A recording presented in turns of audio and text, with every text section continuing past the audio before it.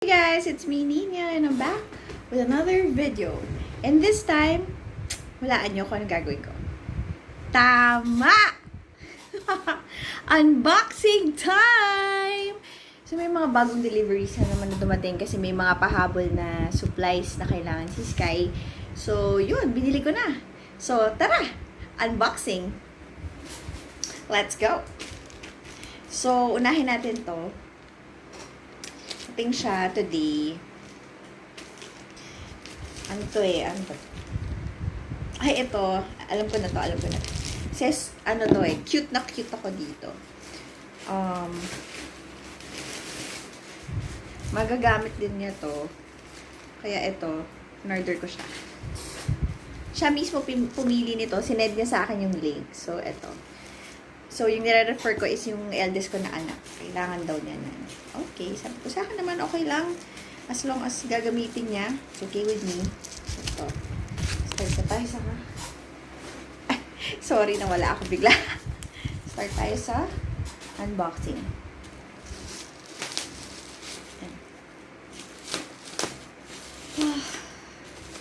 Ito yung isa sa mga masasarap na ginagawa. Ang mag-unbox. Oh, super cute. Okay. Kaya pala nagustuhan niya kasi favorite color niya. Ito siya, guys. Taran! Ang cute, no? Ano siya? Mini stapler. So, kasya siya sa pencil case ni Sky. So, ayan yung pinaka stapler. Tapos yung staple wires, may kasama na rin. O, diba? Cute. Yan. Okay. And then, itong is... sorry panay yuko ka kasi nasa baba. Sorry. Anyway. Ito naman. Isa pa din to. Kasi naubos na rin yung mga... ano niya eh. Mga... correction pens. Tapos, yung ibang mga pens, sabi niya kasi, nag-poop. So, alam niya na kung ibig sabihin nun. Kaya, eto,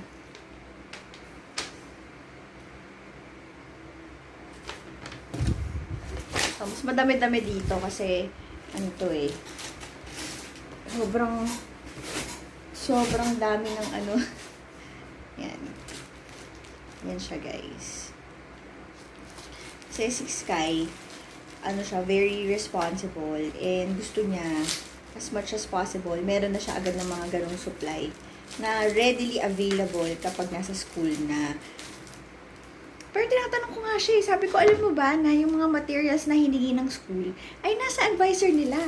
So, ewan ko lang kung anong ginagawa nila doon. I mean, ba't naman hindi ginagamit? Kasi halos lahat, first day of school pa lang, ibibigay mo na yung material sa kanila, yung one ream of bond paper, mga refillable whiteboard marker, ano pa ba?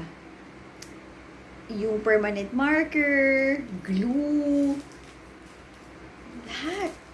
Nasa kanila eh. So, ewan ko kung anong nangyayari doon at ano nga talaga.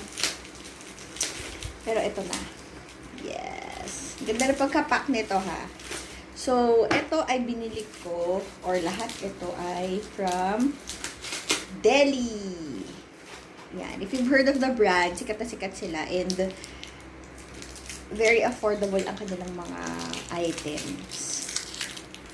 So, ito. Unahin na natin itong glue stick. Yan. Lalagay din daw niya sa kanyang pencil case. Sinama ko na rin yung eraser para kay Maxine. Para ano na lang, isang shipping fee na lang. Tapos, ano pa pa?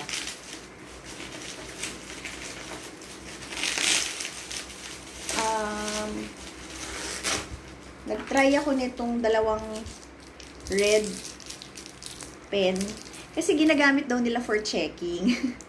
So, nagpadagdag siya sa akin ng red pen. Tsaka black pen. So, ito.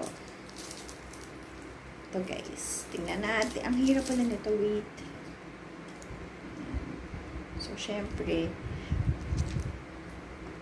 Tsaka talagang mas maganda nga naman kung ready ka na sa mga gamit bago pa maubos, ganun.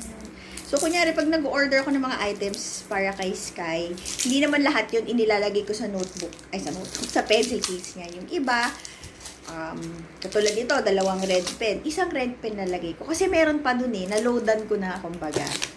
So, ayan. Ayun, so ito. Isa sa mga in-order ko. 2 red pen.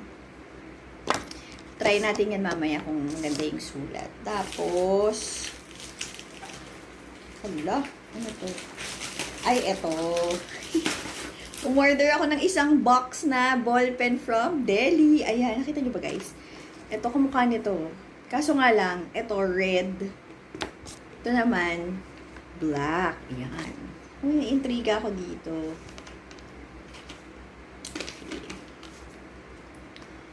Ay. Ay. Yan. Ay, ang galing. Oh my God, guys. Tingnan nyo to. Oh my God. Tingnan nyo.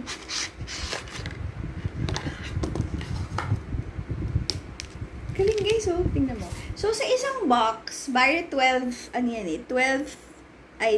pieces ang laman ng isang box. Tapos, dun sa binili ko, meron yung parang ganito, yung all white. Nakita niyo naman guys, ito all white, diba? All white. Tapos yung isa, black and white. Ayan. Pero pareho silang frosted tubes. Ayan. Yun nga lang, magkaiba yung parang, nila. Ito, black. Ayan. Basta naman, white. Hindi sila retractable. Nag-try naman ako ng yung parang tinatanggal na ganyan. Ayan siya guys. Ayan. Yan yung tip. Fine tip din siya. Ano ba to? 0.5 ang sukat ng tip. Ay, ang cute. Aesthetic. Ganda tingnan guys. Oh, ayan.